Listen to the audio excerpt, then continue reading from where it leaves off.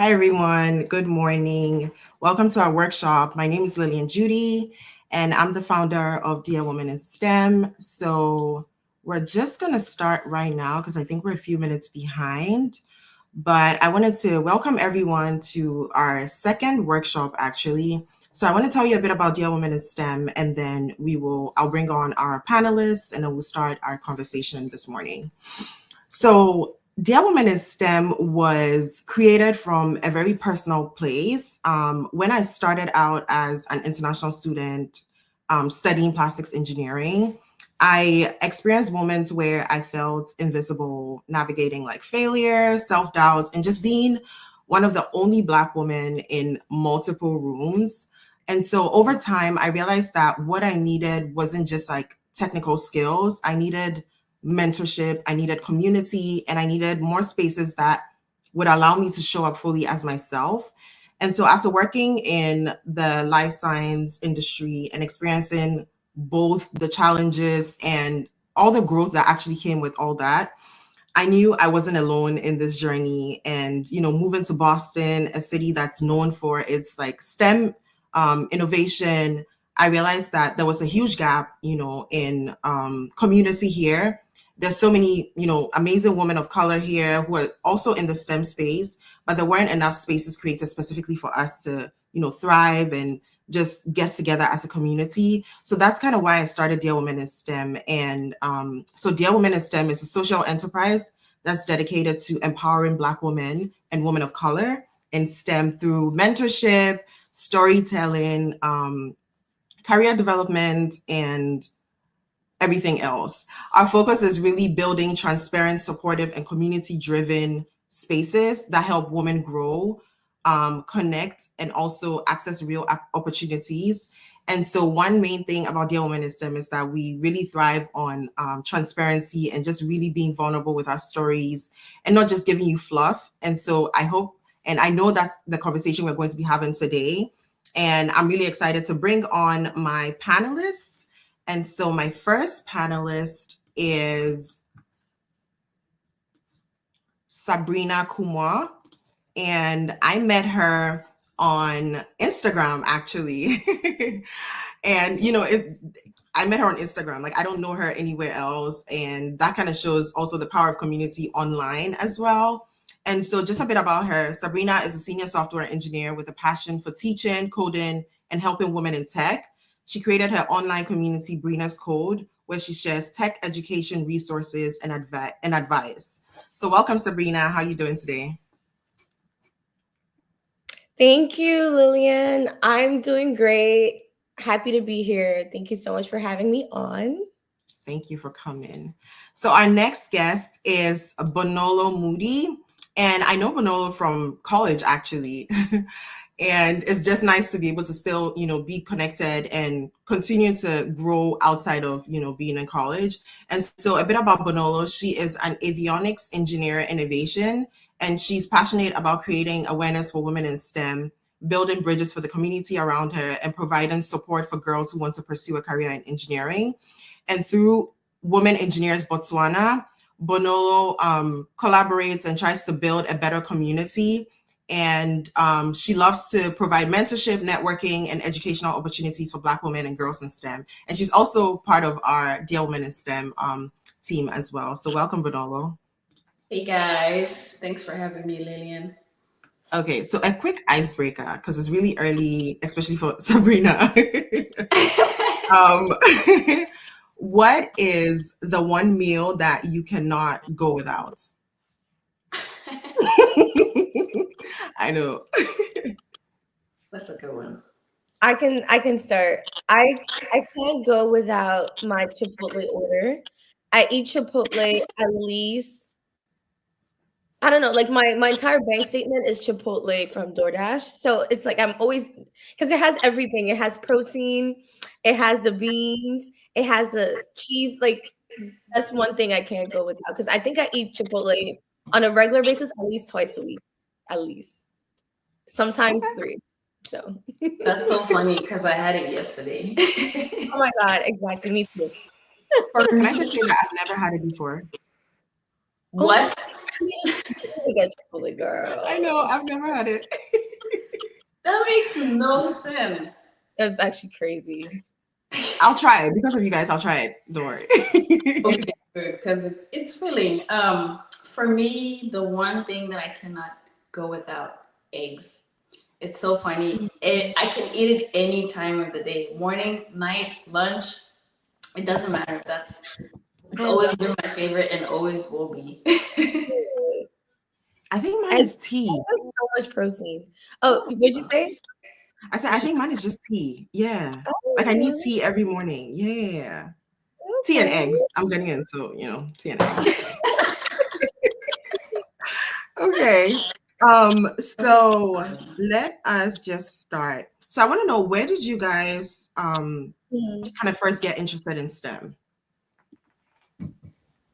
We can start with Bonnie. So for me, it mostly started in high school. So my dad, he's in aviation, and I got introduced to physics. I think we call it Form 1, so that's grade 8.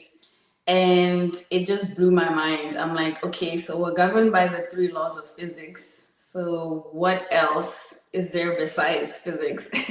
So then it made me think, how do planes fly? Because obviously I was introduced to planes through my father in aviation. So Okay. for me, that was the main driver. It's like, okay, is there a degree in learning how planes fly? Just the simplest questions in my mind were like just ticking as days went by. So that's how I got introduced into STEM. Sabrina, you can go. Yeah. Yeah, I was gonna say, Bonnie, that's so cool because you had a question that led to your career, and like from a question you went to a career to making money. I think that's really cool. Um, for me, my passion in STEM came from when I was younger. I loved playing. Can you guys hear an echo? Okay. Mm-mm. When I was younger, I loved playing video games, and one of my favorite video games to play was Sims. So I was like a Sims 2 girl, Sims 3 girl. I absolutely loved The Sims. I loved making my own people and stuff like that. And somewhere along the lines, I wanted to learn how to like mod my game and add like features. So I was tinkling with creating your own outfits and your own patterns in The Sims 2. I think it's called Body Shop. So I was learning a bunch of these things, and all of that led me to kind of like care about adding things to my game, and it got me interested in the digital world, so to speak. And then one day I saw an article in a girls magazine that I really liked, and it was talking about a girl who had her blog, and I was like, what's a blog? I want to make my blog. And so I went on Blogger, I made my blog. So those were all the seeds that were being planted, like making my own little blog, and then like learning how to mod The Sims. And then eventually I discovered a platform where kids could create their own games. So next I was like, okay, now I want to learn how to make my own like game. And so I created like a game that my friends were like creating outfits for. It was like I was trying to make my own Sims, like my own game. I had That my is crazy. I know, like, thank you. Because one of my best friends in school, she was an artist, like, she could draw very well. So I got her to create the dolls for my game. And then I was learning coding concepts without knowing that I was learning coding concepts. So as I was making the games on the platform, I was learning things like variables, like if someone is hungry, like you increment the variable, you decrease the variable. So I was learning all these like logical statements, like conditionals. I didn't know what I was learning. But then one day, eventually, when I passed that cap, I was like, you know what? I'm actually ready to learn how to code. And I was actually 11 when I learned how to code. I was actually 11 when I learned finally how to code. And I started with HTML. And then I think maybe 2 years after that, I did CSS. I'm sorry, I did HTML and CSS, and then I did JavaScript. And because I had been exposed to um, coding in a way on that platform, when I was learning how to code, it was a lot easier for me because I was like, oh, wait, I remember this. I remember this. And then it just went from there. Yeah. Can I just say I'm also like I haven't played in a while, but Sims was my thing. I was obsessed with it. I don't know what it was about like creating your own like life and playing God in a way. It was just really cool. It But for was me, I didn't want to, do the whole coding behind the scenes thing with you. But yeah, no, that's a really cool story. And I think it's really interesting how you were really young and you were able to um, do all these things without even being aware that you were kind of teaching yourself as well. So I think that's really nice. One thing I want to know is like, how do you, like when you have a job, when you go for a job interview or you're applying or interviewing or anything like that, you give them your resume, right? But is there one thing that you can, think back on and say, what is the one thing that is on your resume that people don't know about? Does that make sense? So, like, as in, do we have it on the resume or we don't have No. it on the resume? So something on your resume that doesn't really show how you got where you are. Huh. That's a good one. I would say character, because you can read somebody's resume the whole time and think, oh wow, this person is accomplished.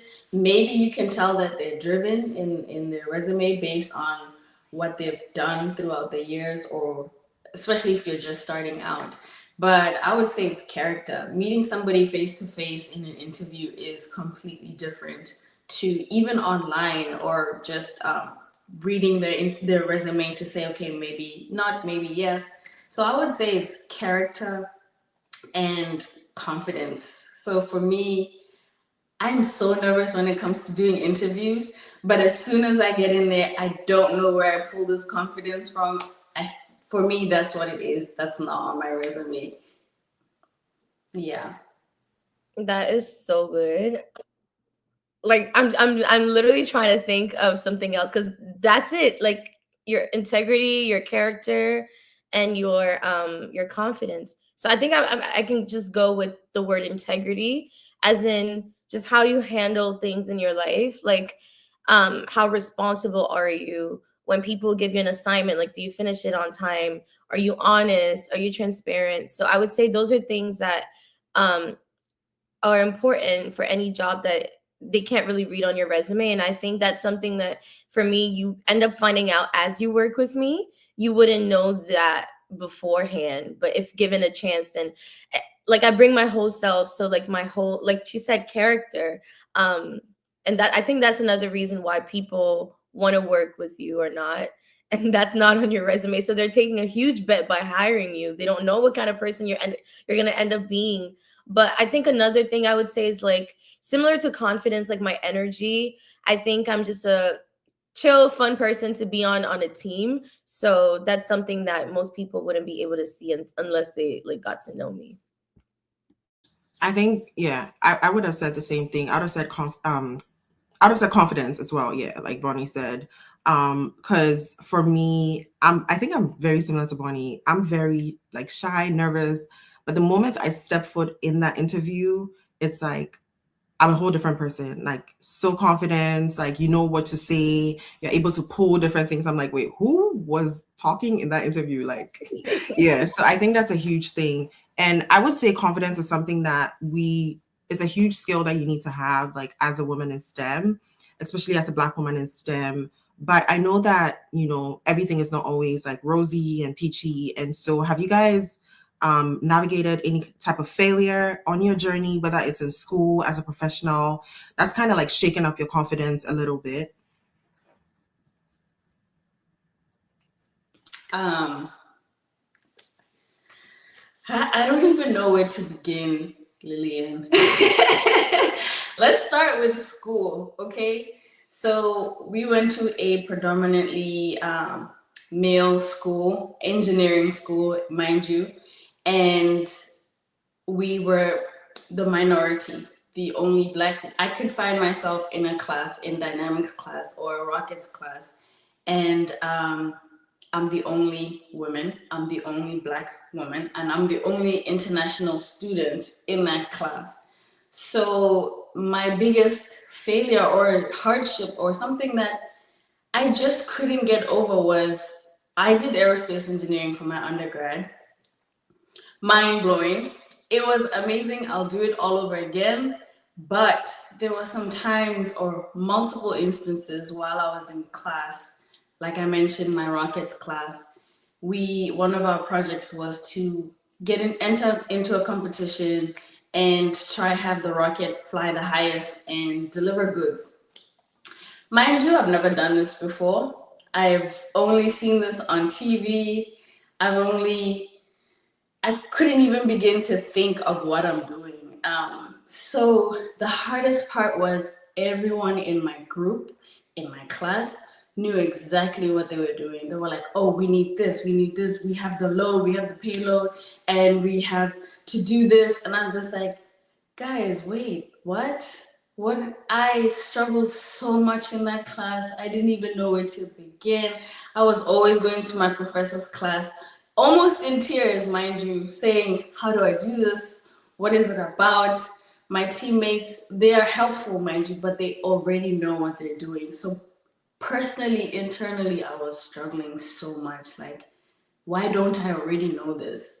Why can't I just grasp it on the first try? So for me, it's almost been the theme throughout my career as well. It's like I'm meeting so many people who already know what they're doing because they've already been exposed to it in their lives. The kids that were in my class, they've been doing this when they were young. They joined social clubs when they were young that they were previously exposed to. So that was the hardest thing. Coming to America, learning American school system, and just learning how to adjust. That I wouldn't call it a failure, but it was definitely a hardship. It was such a struggle. I can relate to that because I was also an international student, and like I remember being in a class where everybody had taken some kind of coding, some kind of AutoCAD in high school, and I've never touched it before. Like my high school in Ghana didn't teach me that. So it's like I'm having to do twice the amount of work to catch up to them and then learn what they're teaching us in class, right? And so that was also a huge struggle of mine. But I want to just ask, like, how did you overcome that? Or I know you said it's something that it's been throughout your career, right? But how did you navigate that, like in school? Or how did you overcome that in school? Did you just push through, or? It's so many things. One, I had the support of my family, my friends. It wasn't an unusual thing for me to call my parents crying that this is hard, I can't do this, what am I supposed to do? So it was their advice was to reach out to your professor, reach out to your if you have a tutoring center, which luckily we did at our school. If you have other friends that are like you who are in the same class, not necessarily the same color, but and just pushing through and putting my head down and making sure that I learned everything that I had to. There were times that I didn't sleep.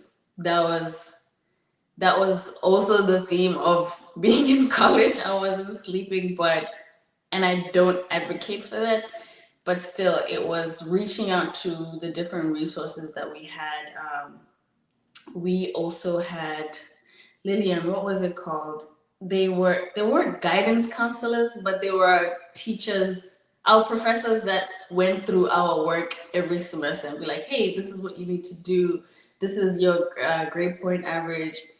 I can't remember what it's called, but kudos to my professor at the time who pushed me to say, hey, okay, I see that you're not doing well in this one. Let's try and make sure we push up our grades. Go to extra lab, ask all the questions that you need to ask. Reach out to your fellow students who were also up at 3 a.m. in the morning. Ask for help. That was the biggest thing. Um, and just persevering because I actually really enjoyed what I did. It was fun, despite it being difficult, moments of not knowing what I'm doing, moments of trying to figure out, do I really want to do this class? Can't I just skip it? um, that was the bottom line that I wanted to be there. So I think that's how I persevered through it. So it's interesting because I mean, at that time, I didn't know that like you were also struggling, right? And and like we would meet like in like the I think ASAO events, like African student, yeah, events and stuff like that. But I just want to share this that like we were both going through similar things at the same time, but unfortunately, I wasn't able to push through like she was. And so I had to leave and then kind of restart all over in Boston. And so just to kind of show you guys like the two different experiences that we had and the fact that we're all still here working as professional engineers. And so like, regardless of what path you take, like you just need to keep pushing through. So I just kind of wanted to highlight that. But Sabrina, I'm curious to hear about yours. Wow. First of all, wow, this is really inspiring and interesting to hear. Thanks for sharing, Bonnie. Like that just sounds like a lot to go through as a student. Just a lot of different experiences. For me, like my answer to your question, Lillian, it wasn't my story, my like a challenging thing that happened. It wasn't in school. Well, I was in school, but it didn't have to do with my experience as a student. More so and like an internship. So I remembered one of the years when I was in college, probably like my first or second year, I knew that I needed a summer internship. Um, and I reached out to a company of someone that had graduated my college. And so I was being very proactive about it. Like I went out of my way. I reached out. I was like, hey, we're part of the same school. Can you hire me? And the person did hire me at their company. And that was great. I was so proud of myself. I was like, I went out of my way. Yeah, thank you. I was like, I went out of my way. I got this internship. I have like an internship for the summer and I made all my financial plans and all my things and it was just amazing. And I remember I took the metro and then the bus or whatever and then got to the place and I worked there maybe like 3 weeks. And then out of the blue, I heard that my internship was terminated. Like literally out of the blue. I don't know what happened. I don't get it. It's like I got my work experience, sure, but it was supposed to be a longer internship and I had made financial like plans based on what I would be earning and things like that. And it kind of just got terminated. Like basically I got laid off.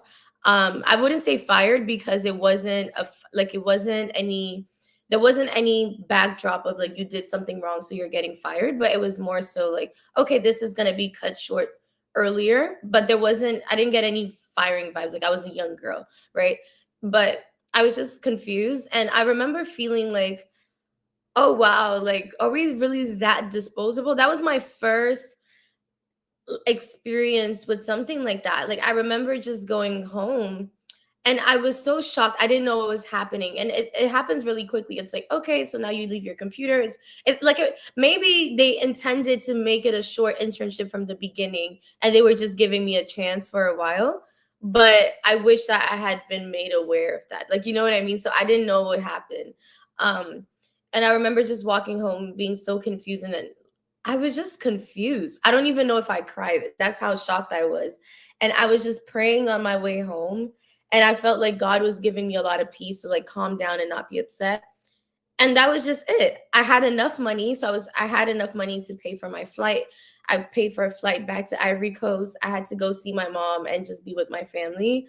And then I just came back, but it was so weird. But why am I sharing that? That was my first experience of you can try your best, you can do everything right. You may not even get an explanation and you can still everything can just change in a day. So I think I learned that so young that moving forward in my career, I wasn't disillusioned. Like I'm not saying I'm a pessimist because I'm not. I'm a very optimistic person, but it just reminded me not to cling too hard to like perception and what other people think of you and like just other humans. Like put your faith in God. Just remember that at the end of the day, things can go any type of direction, unfortunately, and keep an open heart.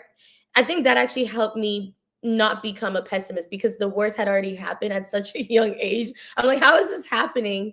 So I just went on my world with a sense of, you know what, God is good, everything can get better. But don't put your hopes in a job or a company. Don't put all of your focus just on that. Just remember at the end of the day, put your hope in God and in your skill set, and whatever happens from there happens from there. Yeah. Girl, that's a lot. That's a lot. Yeah. No, but 24. it shows your resilience, honestly. And I love Mhm. that. Whew. I don't even know what to say. I don't think I ever share that That, story actually, so it's Oh, wow. interesting. Thank you. Yeah, Thank you for trusting us with that story. yeah, yeah. that was a lot for such a young age. It Let's go was. different. It was very weird. It was because it's like an internship. It was very weird. And at first I was like, wait, am I getting fired? And then they're like, no, you didn't do anything wrong. Like even if you need recommendation letters, like we got you. So the people who had to do the dirty work, they didn't even want to do it because they love me. So I think it was like a budget cut something. I think that's how they shared it with me. But it was so interesting that a little girl would be victim to like a budget cut. I thought that was very bizarre. And I think from that day I was like, okay, welcome to America. Oh, and another thing is that's when I learned about at will employment and at will termination. I had no idea what those things were, but that was in my contract. I did not know that. Basically, they can terminate you at any time. I didn't know that. So I was like, oh, welcome to America, Sabrina. You're all right. And that's like every employment now, like employment letter now. It's like everything is at will. I'm like, wow, okay, that's Mhm, risky. mhm. um, so I want to kind of pivot to something we've all kind of touched on. How has your international student or immigrants experience impacted your journey? Like, how has it shaped your journey in any way? It could be good, it could be bad, it could, I think, yeah.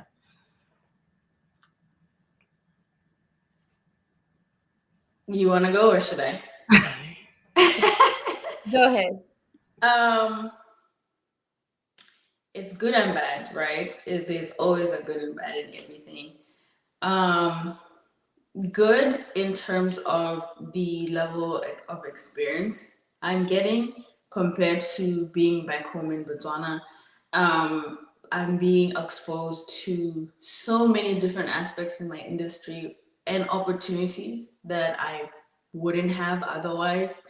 The bad part is I'm away from home, I'm away from family. I get to see them every so often, and sometimes as an international student, that can lead you to feeling a bit disconnected from your home country. So I would say that's the bad part. Um, Flipping it over though, you meet so many great individuals just like you two today that you can go on this journey with, that you can share your experience with, knowing that you're not alone in doing it. So I would say those are my two sides of it. I can go next. Um, I would say for me, just the journey of being an international student, I feel like it gave me like a crash course on life lessons, honestly. Like because the uncertainty about like what is going to happen when you graduate, if you're gonna get a job, if the company is going to sponsor you, if after sponsorship you're gonna get like, the opportunity to stay, like all these things that happen at such a young age and you have to navigate it. You can't just like sit still. These are things that I probably wouldn't have had to experience back home, right? And so I think there are some benefits to it, but it's it's it's very intense. It's a very intense course, and I would say that everyone that I know that has gone through that journey has had very similar experiences. And I remember like I had submitted my company had submitted my petition for H-1B at the point, and that's like the work visa after you work after school, and it was denied. And I was like, oh, I feel like at that point, that's when, and you get 2 or 3 chances, I think, yeah, depending on when they file. So I had 3 years, and I had missed the first year, and so it was the second year, and it was denied, and I was like, whoa. So at that point, like life started hitting me. I'm like, wait, I've been away from home for so long. Like, is there a possibility of me actually just going back home? Like, what is that going to look like? Just the realities of that just like was very stressful. But thank God, like, the second time I was picked. But imagine if I wasn't picked that second time, like, do you know the type of things I would have to like think and process and like do within a short time? It's like, So just that reality of that journey, I think it's something that is worth speaking on. Wow, wow, wow, wow. Yeah, the thing about me is that I'm I was half an international student, and because I was born in the US, so I'm a citizen. And I did live here, part of my childhood. But I was also raised back home in Ivory Coast, because I'm Ivorian, like my family we're all Ivorian. So my experience was personally just the best of both worlds, in the sense that I feel like culturally, like I had a lot to bring from back home. Like I had, my perspective was shaped by a lot of my African values from my mom and my dad back home. And here I did have the benefits of just being American. So a lot of the legal, the immigration red tape I did not go through. So in that sense, I think I had the best of both worlds in that sense. I would say, so that was like the biggest positive, like just having both backgrounds. Um, Culturally, my only challenges were more so cultural challenges than immigration necessarily, because you're still coming, even though I was American. And it was very interesting. A lot of people didn't know that I hadn't been in the States for a while. Like, because I would come here for summers, I would come here for internships, even when I was back home. So when I moved fully to college, a lot of people just assumed that I was, I don't know, like I had graduated high school in America, and they would just say things, and I'm like, huh? Like they would use terms or like talk about very American things. And I was just like, what? And they're like, why don't you know that? What did you know? And I'm like, y'all, I just got here, but I didn't get here. It was weird. So my own was more like funny moments than anything particularly hard. But I was, I was still an like somewhat international student. I mean, all my most of my friends were international students, right? So I could just see the struggle more of the immigration stuff from their experiences. I wasn't unaware of it, but personally, I didn't experience that as much. So, mm. I like that. I like that hybrid look on things. I think it gives you a whole overview of like the experience in general. I want to ask, like, do any of you have mentors, or have you? Is it something you've ever thought about? What is your take on like mentorship and your experience as well on that? I can talk about mentorship. So I have a lot of mentors, and it's interesting because I think that the way that mentorship is presented in the media, or not media, and sometimes in the way we talk about it, it has a very like sensei type of energy. Like, oh, you're following this like old person around and you're learning the crafts, and you have to like sit there and like learn how to, so it has that. I know that was so random, but it has that vibe, when in reality, mentorship is just access to someone who's ahead of you, or not necessarily ahead of you, just like a spicy connection. You just have that access. And I know, spicy connection. It's like you don't necessarily have to talk to the person all the time, or have dedicated coffee chats all the time, but it's just the ability to reach out to that person when you need to. So in that sense, I have a lot of mentors. Like if I want to talk things out, I know exactly where to go with the people in my network. And that the reason that was important for me is because, like you're doing, Lillian, like you're creating this community for all the young women, or like, because we can't do it alone. We literally cannot do it alone. If you try to do it alone, you're gonna fail quickly. It won't even just be failure, it'll be quick failure, because you can't do it alone. We're social beings, we have to be supported. And so mentorship was always important to me in that sense. And in my mind, I don't know if I was thinking like, let me look for mentors necessarily, but I just wanted to be close to those people. So if you're looking for mentors and you're listening to us right now, like your approach doesn't have to be like, I need a mentor, because sometimes if you think about it in terms of like, I need a mentor, you'll put a lot of pressure on yourself to find the perfect person, or you'll put a lot of pressure on the person to like baby you. But working professionals, sometimes they don't want to baby you, they just want to help you when they need to help you. So just changing your mindset from, I need to find someone who's in charge of my life, to let me make some friends in this industry. And next thing you know, your friends become your mentors. You know what I mean? So that was my approach. My dad was also a huge mentor to me in the sense that he did engineering as well. Like he did like 4 different branches of engineering. And I didn't even know about that about him until I was like in high school. And I was like, oh, this is interesting. How did I end up? Because like, you know how, Bonnie, you knew that your dad was in aviation and you got interested from that. Like my dad was he ended doing economics, so I didn't know about his engineering background until I was grown. And then he told me that he did 4 masters in engineering, and I was like, what? What? Yeah.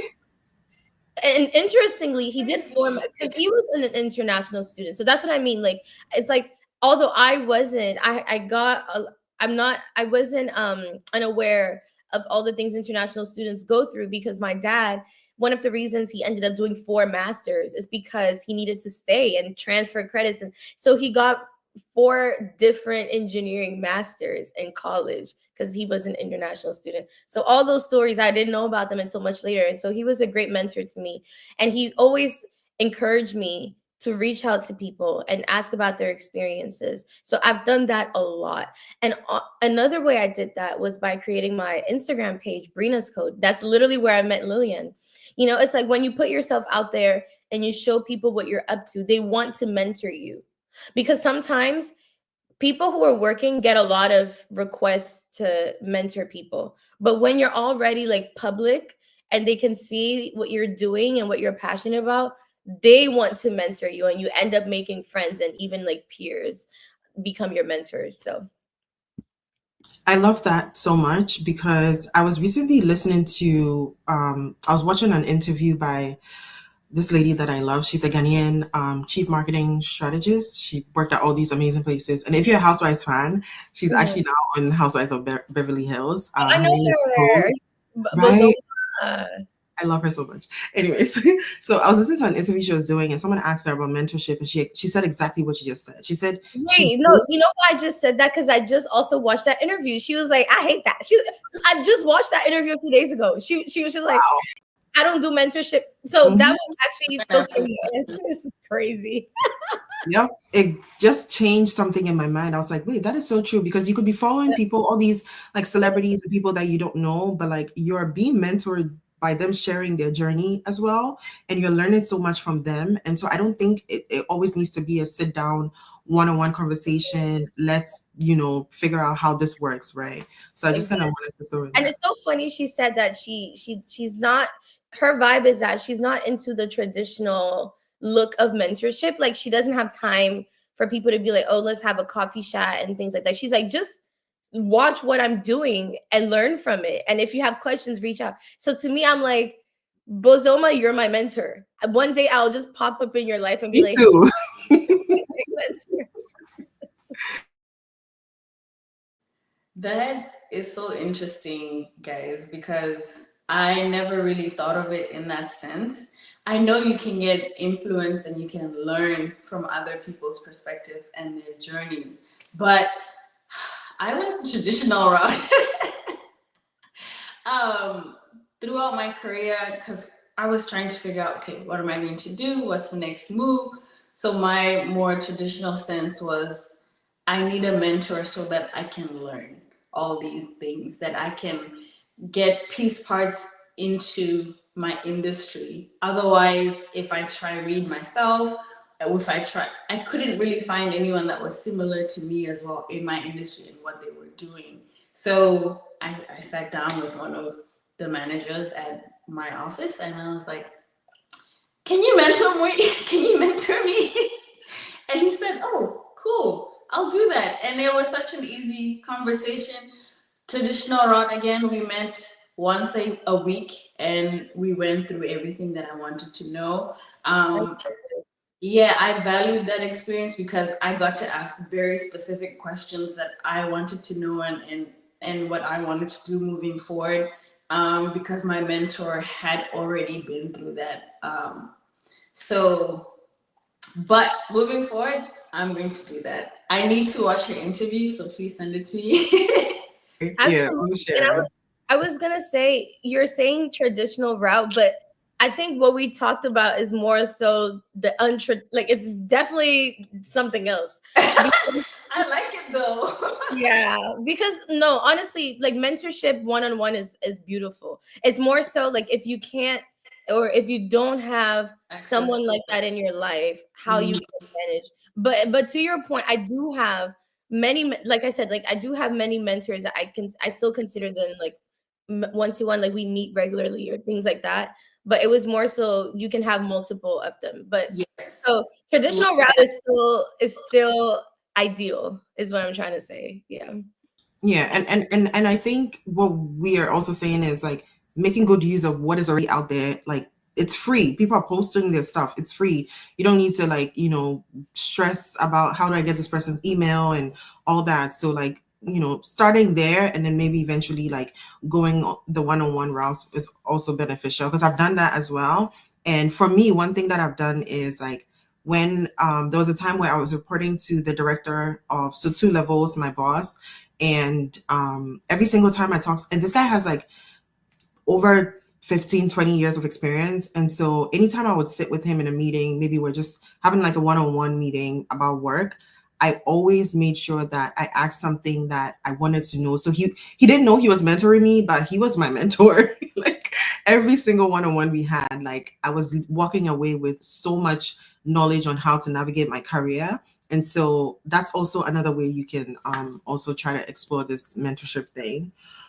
I know we're running behind on time, so I want to ask, like, what is one part of your journey that you never saw coming, but you're so glad it happened?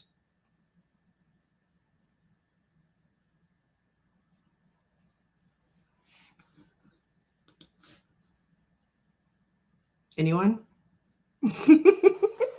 That was I, such I a can. Okay, go ahead. Mhm. no, I feel like I already shared it though. My internship thing. Yeah. Okay. Do you have anything, Bonnie? Um, say that again. One part of your journey you never saw coming, but you're glad it happened. Honestly, I will pivot from that question because it's something that I never really thought I always had to do, which was to be brave enough to do things for the first time or be brave enough to ask for what I deserve, be brave enough to ask that, hey, I don't think this is right. Can you try something else? Or every single part of my journey, be brave enough to do 50 applications when you think it's not going to happen. So I think for me, I never thought I would have to do that. It's things growing up that you don't think that you're going to do unless somebody is mentoring you, unless somebody is is having the conversation with you that, hey, you're an adult now. This is what you're going to have to go through. This is what you're going to have to do. So it's a constant thing every year, every month, every day, in inside my career and outside of my career too. I would say that's the best thing I could say with that. Okay. I would say I never saw myself speaking, like being a speaker, running an organization. Like that's something it wasn't in my bingo card ever, right? And so I think being on this journey and like being bold and brave and being open to opportunities and putting myself out there opened this new world of like engineering that I'm like, wait, I can be an engineer and still do this. Like I always thought as an engineer you're in this box and that's it. But then I think, doing all those things helped open my mind up to, the different areas you can also explore that your degree actually equipped you for, right? So yeah, that's kind of mine. So what is something you are most proud of right now? Like where you are now as professionals in the industry, what is something you're most proud of? I can Yeah, I think it's funny. I love this question because I recently turned 26, and I was so yeah, thank you. It was in March, so early March, very not that long ago. And I was at the airport and my company was flying us to Nesby for the conference to hold the recruiting booth. And it just kind of hit me that I was going to be at the recruiting booth for NVIDIA. Like, you know what I mean? That it was just like, this is big. And I was just at the airport thinking about my journey till that point, because it's like birthday vibes and like all these changes. And I felt really proud that I I it's like I have a job that I love, but I also maintain my personality and I maintained my essence, I maintained my vibe. And I felt like God really had his hand over me. You know what I mean? It was like a moment of like pride, like I'm proud of myself, but also like a moment of gratitude. And I think what I'm the most proud of right now is that I don't know. I don't know how to say that without sounding, because it sounds so, I don't want to say braggerish, but it's like I'm just glad that I stuck with God throughout all of this time, because the doors that he's opened in my life are doors that I never saw coming. So back to, I think when you asked the question, I answered it more so like the negative thing that happened during my college internship. But if we're talking positive to match this question, I'm so proud of what can happen when you stick with God and you stay with God, and you let him guide your career. Like things that don't even make sense just be happening to you. And I think that's what I'm the most proud of, because there were so many opportunities for me maybe not to do that or to stop caring as much or to stop holding it as much. But I think I've seen the benefits of that and the fruits of when you work really hard. Because one thing I didn't mention was in high school. In high school, I was so small. Like I wouldn't eat. I was so tiny because I was just working all the time. I worked my butt off to come to America. And maybe I should have added that when you asked about the international student experience, because I was a citizen, but I was living abroad. And so it means that my mom is earning in the money from abroad. Like no one is going to pay for my school in America. So from a young age, my sense of responsibility was that you need to work twice as hard, and you need to work really hard so you can get a scholarship, because your mom is not going to be able to afford, and neither is your dad. They're not going to be able to afford school in America. So I knew from high school, maybe like from ninth grade, I'm like, my way out is a scholarship. And I set my 4 years of high school into doing everything I could to get that scholarship. I was the top of all my classes. I was so small because I was not eating. I was always working. School was my lifeline because it was my way out. Like it was literally my way out. I was like, this is gonna be what changes my life forever if I can get the scholarship. And I worked so hard, worked my butt off. And I remember when I got the email saying that I had gotten a full scholarship, and when my mom was there, and she was so happy because she knew that she wouldn't have to pay for my school fees for the next 4 years. And that moment changed my life. And so I'm just proud that I can look back on all the sacrifices that I made, like the parties I didn't go to, the things I wasn't able to afford, that now I can just buy. Like I'm getting emotional, but it's like now I can just buy things that would have taken my mom like a year to save up for me. Like I can just get up and go and buy something that old me would have had to like beg my parents for like 3 years because of where I'm working now. And I put in the work to get that. So I'm like really proud that I stuck with God and that God stuck with me. So that's it. And I don't want us to kind of brush off what you just shared, because I think that's such a huge thing. Like that responsibility that was on you at Yeah, such a young age, yeah. right? And having to like push through. Like I feel like you could, there's so many times you probably could have taken the easy way out, honestly, but like having that There was discipline. no easy way out. That That is was true, yeah. the only way. The only easy way out would have been doing things that maybe lack your that remove from your integrity or your morals. Yes. What other way did I have to go to school in America when you know that both of your parents are not going to be able to afford it? You don't have a way.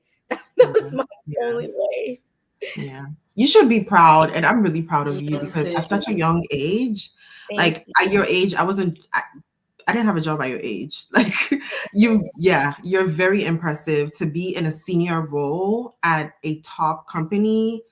at just 26 and you're hiring people, like I think you need to take a step back and actually process that, because that's really, really amazing. And don't take that lightly. And I know your parents are probably really, really proud of you as well. So Thank you, girl. thank you for sharing that. Yeah. Thank you. Yeah, no, that's honestly amazing to be able to. I'm even proud just hearing you say that, because you're taking the time to be still, and you're taking the time to just sit in the space that you are and filling it up with all your essence and all your power. It's just, it's so great to hear and be able to see you do that as a Black woman in STEM, because it's so important to show others. And for those of you listening, I'm even getting emotional just thinking and talking about it, because it makes such a huge impact on others that see you going through this. So I'm proud of it, to be able for us to sit in this space and just recognize what we're doing, and your company or your peers, the people that you work with, recognizing that, Sabrina, I want you to be at the NESB conference, part of our recruiting process, because we believe in your eye to pick out what we need to make this a success for us. So just sitting in that space and recognizing what you're doing, I'm proud of that. Oh, air hug. I'm hugging you right now. That's so No, nice. that's amazing. And I love that you touched on, that this journey wouldn't have been possible without God. I would say that for me as well, that's very applicable. My journey was very rocky, and I know that it's only by the grace of God that I pulled through. And so for anyone out there who is probably, navigating rocky or really turbulent waters now, I would say that just hold on to your faith and just keep pushing through, because look at us now. Like, we made it, to the other side. And I'm sure we're all open to any questions that anyone may have regarding our individual journeys. And so feel free to reach out as well. So now we've touched on a lot of things. I want to know what fuels you now. Like today, what is your why? Bonnie, you want to go? I think just being healthy, being mentally able to do the things that I want to do, and to share it with people that I love. So I think that's the why right now. After all the trials and tribulations that we all went through to get to where we are now, it's just being at peace with what I'm doing. So Period. I was like, period. 100%. Honestly, same as you. It's like my why is like why I do the things I do is because I want everything that I've been through, everything, all the sacrifices my parents made, all the sacrifices I made, I want them to mean something. Um, I think that's the thing. Like, I want them to mean something. And I think another why that I have is the why of like goodness should spread. Like, good things should exist everywhere. Like, we're anything that you have in your life that's good, you should spread it and you should multiply it and you should share it with as many people as you can. pay it So, forward. huh? Sorry, not to cut you. Paying it forward. Paying it forward, exactly. Paying it forward. That literally paying it forward. Because I'm like, okay, a lot of people put a lot of things on hold so that I could be where I'm at right now. So what can I do for someone else to get to experience this life as well? So I think that's how I'm thinking now. It's like you have to pay it forward because a million people paid it forward so that you could be where you're at. Every piece of advice, anytime you saw a Black woman in that space who inspired you, she went through her own, I was gonna say BS, but like she went through her own life to get to where she's at now. And just putting yourself out there matters. And so I think that's what I'm trying to do right now. Like, that's a big why for me. Okay, so before we go through the questions, one last thing I want to ask is, how did you know you were ready to take the next step? Like, whether it's from engineer one to engineer two, like what did you I guess what happened or what made you feel so prepared to embark on that next journey? That's a really good question. I think what made me feel prepared professionally to move on to the next step was when I felt like I was handling my existing coursework, my existing load of work very responsibly with minimal supervision. I felt like the key to getting promoted, or the key to making, before you make that case, is you want to make sure that whatever it is you're reaching for, you're literally operating at that level already. So when I felt like that's what was happening, I felt more positioned to go ahead and reach for that, because I was like, I'm literally already here. I'm doing the thing. The only thing that's maybe missing is the job title and the pay to go with it. So I felt empowered in that sense because I trusted in my ability to handle that load.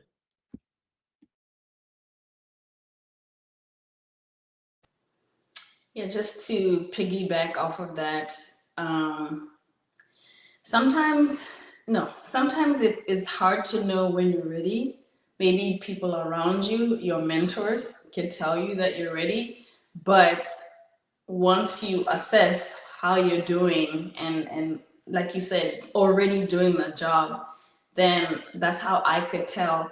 But honestly, no matter how much I want to move on, or no matter how scared I am to move on to the next step, or engineer two, or manager level, I'm never ready. I just have to jump in and do it, because I know in me that, like, it's time to move. I've sat in this space long enough to, if I feel comfortable and not challenged enough, then maybe I'm ready to move on to do something else and something different. Or I feel like I see that I could impact this career wise, this department, or this level of managing people. Am I ready to mentor others, that I could see within myself with what I'm doing, that I'm ready to do that? So those are other indicators that I use in, for me to find out that, okay, I'm ready to move on to the next step. But am I ever really ready? Only one way to find out, right? I love that. I love that. That's such a humble answer, and it's the truth. Hmm. So I just thank you for saying that. We're never really ready. Just do stuff. Just do things. I feel all the hearts in this conversation. Okay, so they submitted attendees submitted questions when they signed up. So I'm just gonna kind of put them on. Okay. And then I know we probably answered some of them already, so we can just move through if we have. I think we touched on this already. Yeah. So I guess this is specific to Bonolo. What was your motivation to become an avionics engineer, and how do you manage work-life balance? Work-life balance. It's because we're coming to the end. I never really set out to be an avionics engineer. It just honestly happened as I progressed throughout my career. Even with, when I graduated college, I did aerospace engineering as my undergrad degree. And within aerospace, you can do so many different things. You can go into industrial engineering, you can go into, the mechanical aspect of it, you can go into the aerospace aspect of it, work for NASA, for SpaceX, and then you can go into the commercial side of it, which is what I'm in now. You can go into flight testing. There's so many different avenues that I could have chosen to go through. But the theme of the conversation, as an international student, is hard. You just pick what you can find. And I ended up going into, the airline industry, and ended up being an avionics engineer, which I absolutely love. No regrets.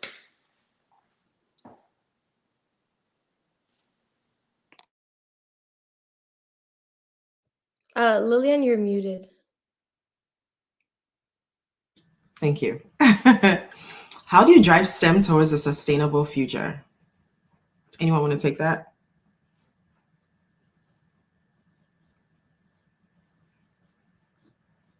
Okay, we can move on. Thinking. Sorry. What has been one moment in your career that made you feel like, okay, I'm on the right track and I'm actually enjoying this journey?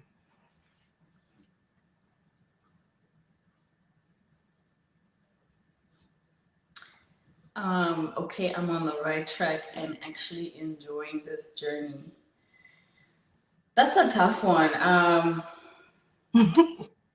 For me, it's, oh, did I really just do that? That's always the indicator for me. I accomplished that. We did that. How?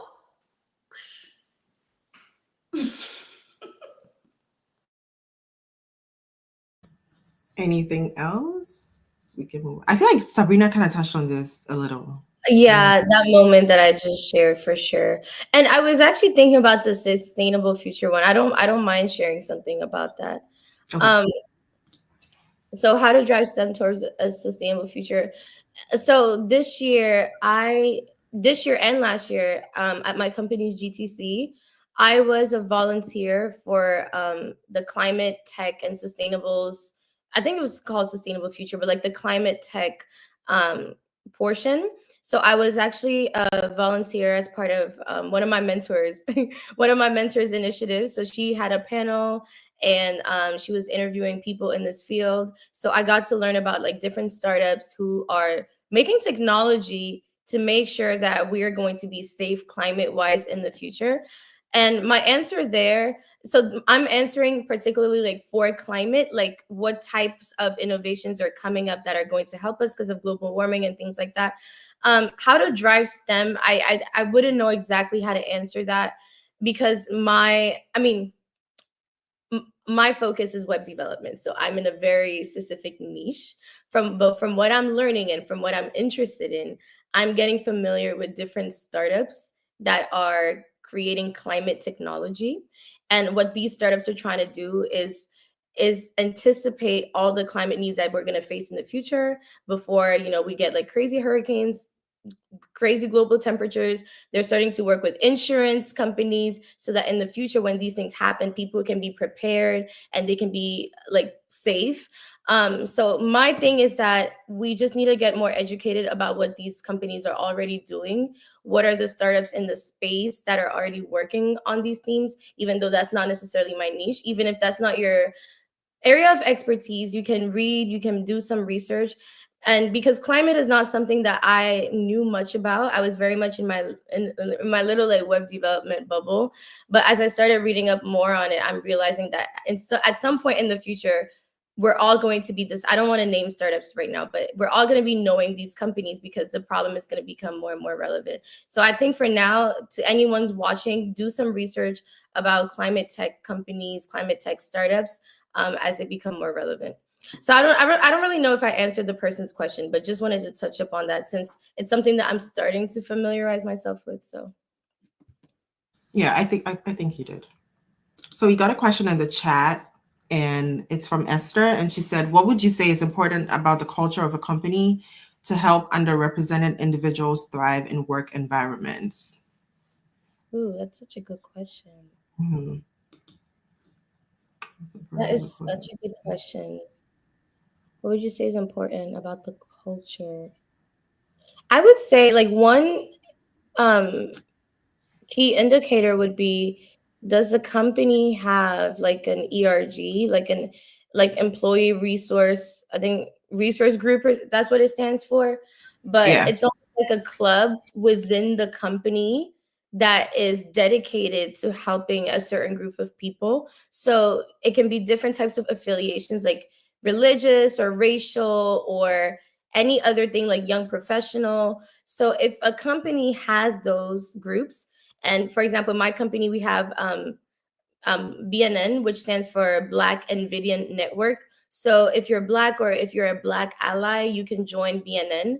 And that's one way that I know that my company is dedicated to helping underrepresented individuals, because our BNN group at the company is very active. Like it's very active. We hold like meetings company wide, calls and meetings, and people flying for different events that we do. And we're always, and we also partner with other ERGs from other tech companies in the Bay Area, so we're very active. So Esther, one way that you can kind of like gauge that is, as you're interviewing or you're getting to know people from that company, ask them if their company has a group like that, because if they do, usually it's a good sign, I think. I second that. Yeah. 100%.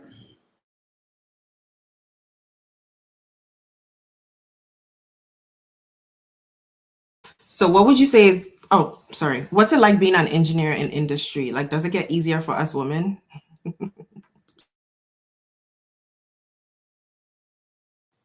You know what surprised me though, with being a woman engineer in this industry, contrary to popular belief, it's not always about being a woman in the industry.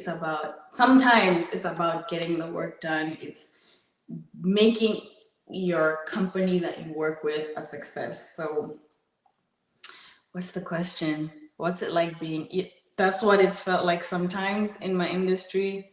And does it get easier?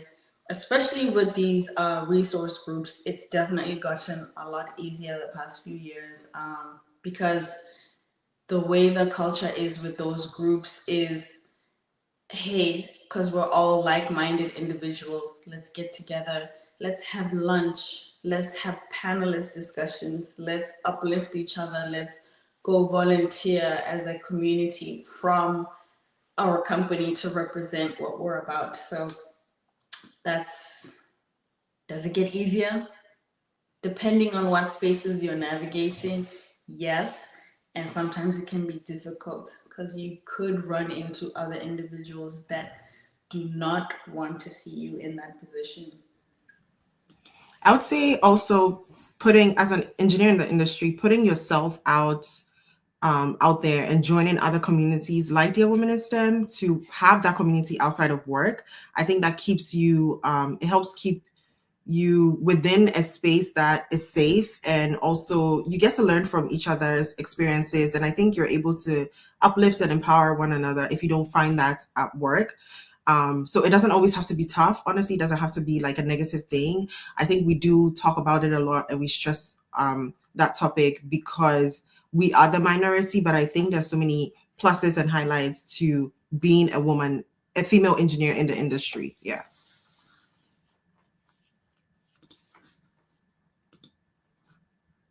How do you bridge the gap between academia and real life practice during internships?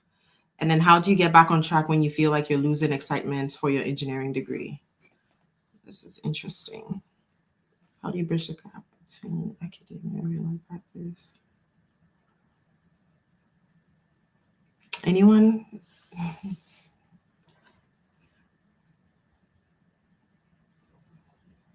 I would say there's no gap. How to explain it? Doing an internship bridges the gap between academia and real life. That's the purpose of an internship. You get to do the hands-on stuff that you're being taught in school. And so that's for the first part. I think that's the purpose of an internship. So I would encourage you to do an internship because it does give you that real life practice for when you're actually working in the industry. And how do you get back on track when you feel like you're losing excitement for your engineering degree? I think you need to have your why before, like going into that degree. Like, are you just doing it for the money? If you're doing it just for the money, when things get tough, like it's really hard to push through, honestly. And so you should, I would say, have something bigger than have a why that you can always go back to keep driving you when things get tough. And then also having, like, your family, a community that you can lean on to kind of pull you out of tough spaces when you're on this when you're pursuing your engineering degree. That's kind of what I'll say. Does anyone have anything to add?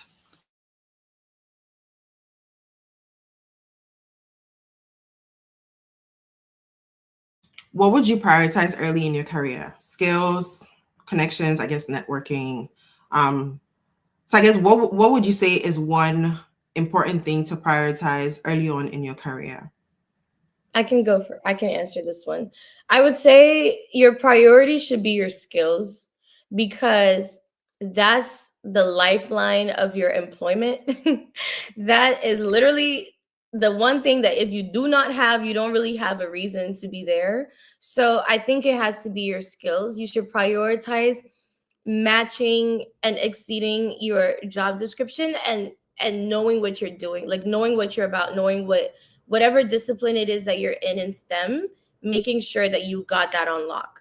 And funny enough, one advice that one of my mentors told me when I was getting started, and this was I was still in college, and I was doing my Brina's Code page on Instagram, and I asked her, I was like, I was telling her that I like my aesthetic, I like my pink coder girl aesthetic, and my dad was telling me that I should present myself as someone who's more serious, and a little bit more rigid and all that stuff.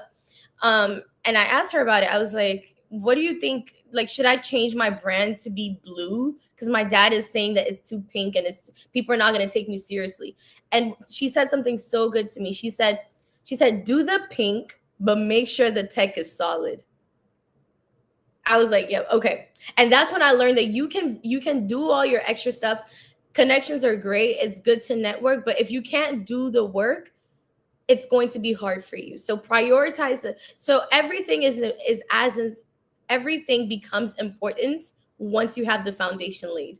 So lay your foundation, and then focus on connections and going to conferences and all of these things. But make sure your foundation is solid. Like, so I'm giving you the advice that she gave me, and it worked out. So No, that's 100% on the mark. Know your skill set. yep, yep. So we have another question from the chat, and it's from Jeannie, and she says, "How do you find your path in STEM when you have multiple interests?" Go ahead. Sorry, can I go for that one again? 'Cause I love this question so much. Really? Yes, because, well, for me, it's like I just have multiple interests in general in life, but I'm going to apply like that perspective that I carry here, right? So Jeannie, great question. I feel like when you have multiple interests, try to, because if you're someone who has multiple interests, it means that you're excited by a lot of things, and you can see commonalities between different things in your life. So you're like, I want to do this, I want to do that. I had that problem. I think what you can do is sit down and in a notebook or online or whatever on a computer, just write down, map out all the different things that you're interested in. I've done this exercise multiple times in my life. So you put down all the different things that you're interested in. And it could be like, oh, I want to do avionics, I want to do coding, I want to do this. Like, put all the different things. And then put all the things that, even if they're not necessarily STEM disciplines, words that you're interested in. Like, for example, I like connecting, I like doing this, I like bringing people together, I like attending conferences. Like, just put everything out on a paper, because sometimes the multiple interests are a lot more, like, things will become a lot more clear when you just put it out on paper. So put all your interests out, put the names of the careers that you like, avionics engineer, that sounds so good. Okay, poo, plastics engineer, that sounds so nice. The web developer. So just write all the things that you like, put it all out in front of you, and then start connecting. Literally, take a pen or paper, start connecting the dots, connect the dots, connect the dots. Okay. And then when you're done, put take a picture of your notebook, put it on Chat GPT, and say, what is the underlying connection between all the different disciplines that I listed here? What is the one thing that's connecting all of them together? And then let Chat GPT literally tell you and help you highlight the different things, because maybe you're interested in two different STEM disciplines, but the thing connecting them is maybe you just like simplifying concepts, or you like making the abstract known, or you like building, or you like connecting pieces of the things you're building. So there's something connecting all these things that you like, and it's more important to find that thing so that you can do it anywhere, instead of feeling like you have to do it in a particular job. Because if your love is for building or making things more concrete or tangible, there's so many ways you can go about that. But just knowing that that's what you love, you're not going to feel like you're missing out on one career versus the other, because you were able to distill the essence of what you're really interested in. That was such a long answer, but I No, it's perfect because the hardest part is figuring out what you want to do. You can have so many things in your mind, and then it's trying to put it down on paper and actualizing or realizing what you want to do is the hardest part. So knowing that, okay, let me start by writing down stuff, then you're like, oh shoot, I don't even know where to start. Wow, what idea? Then you just have, what's the word? You verbal garbage and you put it all on paper. It's not garbage, but every single thing that you can think of, you just put it down on paper. That best advice that I can think of as well. Oh my God, thank you. Yeah. Can you give me that ChatGPT thing again? What is the underlying? Yeah, okay. You know what? I might need this is good. I'm gonna do a video on this. You should. Yeah. So thank you, Jeannie. You just inspired my next video, girl. I appreciate that. But I would say, like, put everything on paper and then ask ChatGPT, like, what is the underlying concept connecting all these things that I listed? So as someone who wants to do all these different disciplines, what do you think is the thing that's connecting? What is central to all of these disciplines? Like for me, for example, I'm an engineer, but I'm an engineer in the marketing organization, which literally matches my entire personality, because I love being in anything that's like public facing or front facing, but I'm still doing engineering there. So I was able to bridge that gap. So it's like I'm marketing, I'm engineer, marketing engineer. So there's so many creative ways that you can combine the things that you're interested in without necessarily having to start a whole new career. And so that exercise helps you discover what are those things and how can I put these things together. So yeah. So we are behind on time and Bonnie needs to drop off. This is the last question I want us to answer.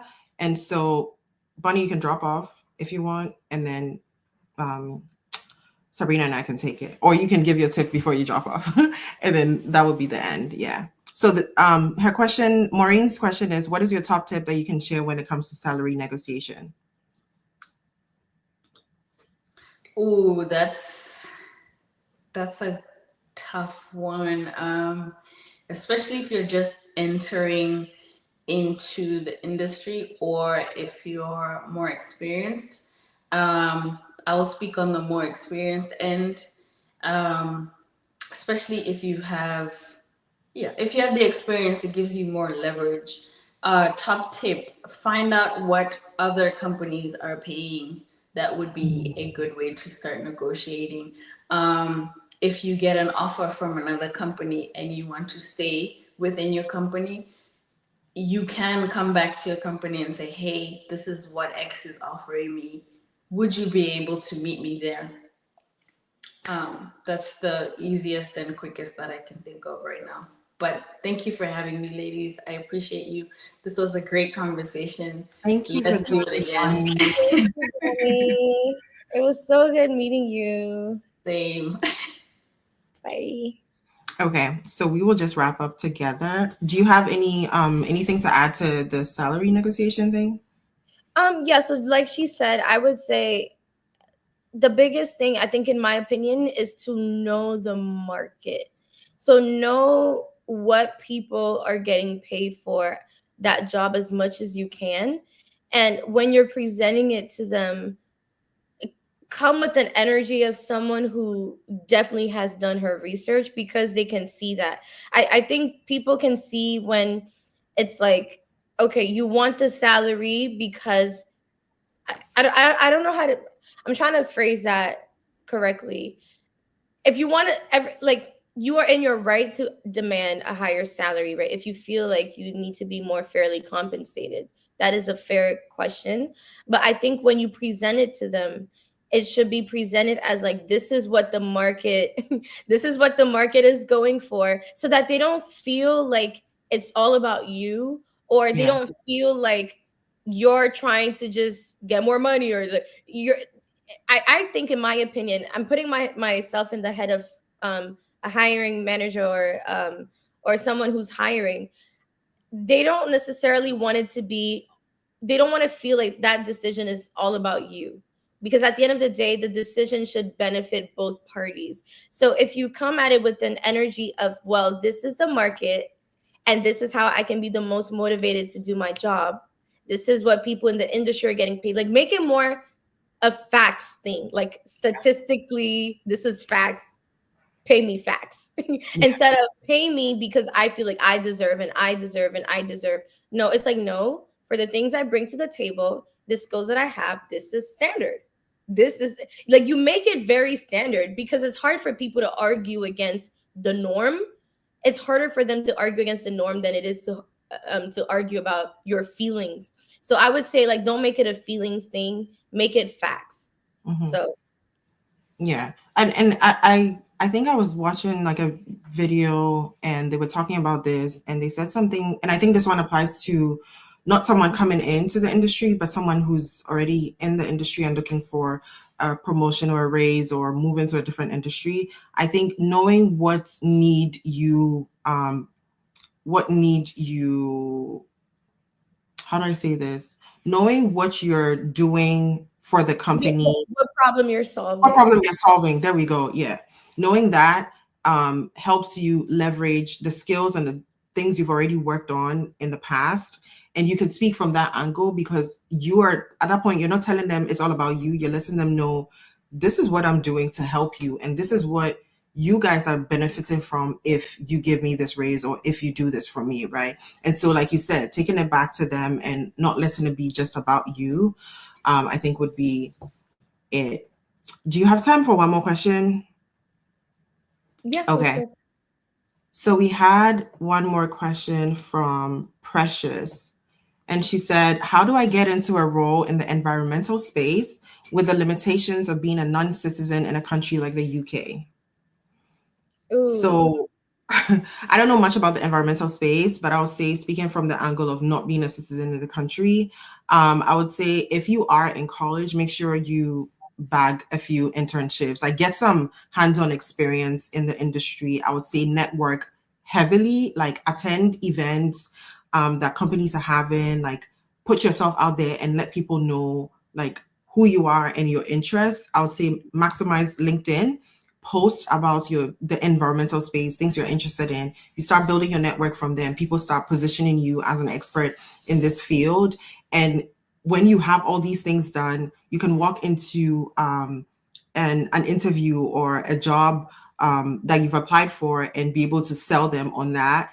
Because when you're not a citizen, you're facing a lot of immigration stuff, and so you need to Mhm. come with like a lot more armor, right? So that's what Yeah. I would say. No, awesome. And to add to that, Precious, I would also say, because I'm also not in the environmental space, but just like speaking on a conceptual level, if you're an immigrant and you're in that space environmentally, like in the environmental space, I feel like I can't tell from your name if you're African or not, but I'm just gonna assume like maybe okay, you're potentially African, I think she's but Nigerian, I think. Nigerian, you might be Nigerian, yes. I wasn't sure from her name, but I think that there's so much you can do back home that could benefit you in the UK. So like I know people who would have NGOs back home. You know, like things or organizations that they were forming with like young women or young girls back home. Those are things that if a hiring manager sees that, okay, you're trying to get this job, but you have like a whole like setup back home where you're teaching people about the environment and like Africa and you're building things like if they can feel like this calling or this passion is bigger than you, like it's bigger than you getting a job, they're more inclined to hiring people like that. And because you're an immigrant, you can actually use that to your advantage because you can go home and start a chapter of something back home. You can like put people together, you can like go to schools because back home we have the access, like it's your country, right? So if you can build something in your country that shows that you care about the environment, okay, so this is what I did for Nigeria, this is what I did for Ghana, this is how I care about my country. And literally you create your own project because I believe that in life some opportunities you have to just create them for yourself. Yes. So if you feel like you're being limited by being not a non-citizen in the UK. Go do something back home, and you don't need to move back home completely for that. Like, you can still stay in the UK if you're in school or you're trying to get a job. I'm not asking you to move back, but if you can just take a trip, or like a summer trip or a vacation thing, go home, start something back home, and then prove that you started something back home, and make sure you run that thing very well. People love to feel as if they're hiring someone that could take their talent elsewhere, to a different country. You know what I mean? So you want them to feel like, oh, we're going to miss out on this girl if we don't bring this skill here in the UK. So I think that's my advice to you. Start something in the environmental space back home. And the reason I'm saying start something is because Africa has a lot of environmental problems and challenges. So if you're African and you can afford to do that, why not start back home? And then you have something to offer them when they're trying to hire you. You're like, well, I know how to do XYZ. In fact, I've built XYZ in this country. They'll be like, oh wow, she built XYZ in her country. And then you're like, well, and I could be doing the same for you if you hire me. So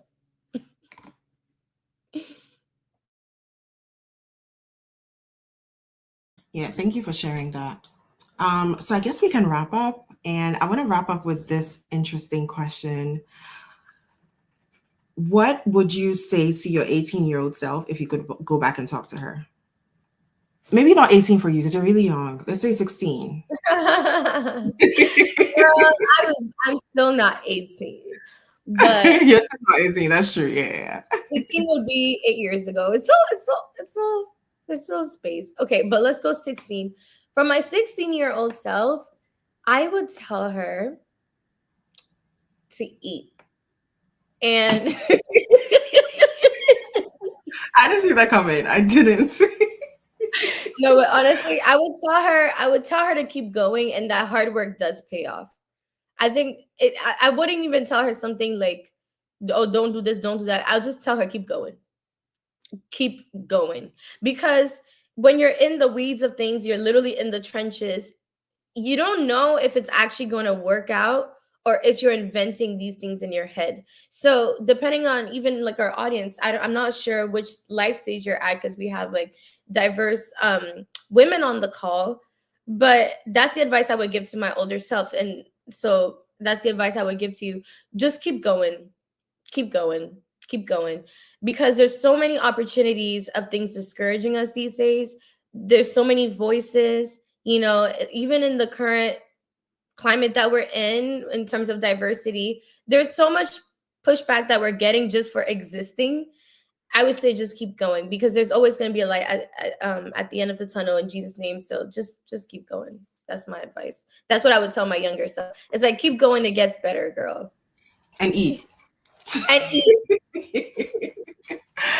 I would say you have what it takes, and don't look down on yourself, because I think younger me was very, I don't know if insecure is the word, but she wasn't very confident, and she didn't know what she possessed and all the gifts that God had given her. And so I would say, like, just trust that you have what it takes to go where you want to go. So yeah. Anyways, thank you so much, Sabrina. Thank you so much, Bonolo. This has been a great conversation, and I hope you guys have learned a lot from the different topics we talked about. And if you want to get connected with us, Sabrina, is there an Instagram handle you want them to connect with? You can follow me at Brina's Code, and then DM me letting me know that they came from Dear Women in STEM. Okay. So it's Brina's Code. So BRINASCODE.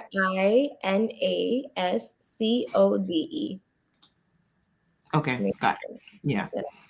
Thank you. And I also wanted to let you all know where you can contact us. You can reach Dear Women in STEM. We're here to help you navigate your STEM journey as well. And we're active on all social platforms at Dear Women in STEM. And we have a website, dearwomeninstem.com. If you also want to send us an email, that's our email address on there, dearwomeninstem.org@gmail.com. My name is Lillian Judy, and I'm the founder. And I just want to say thank you so much for joining us today, and have a wonderful day. Thank you, Lillian. Thank you, ladies. Bye bye.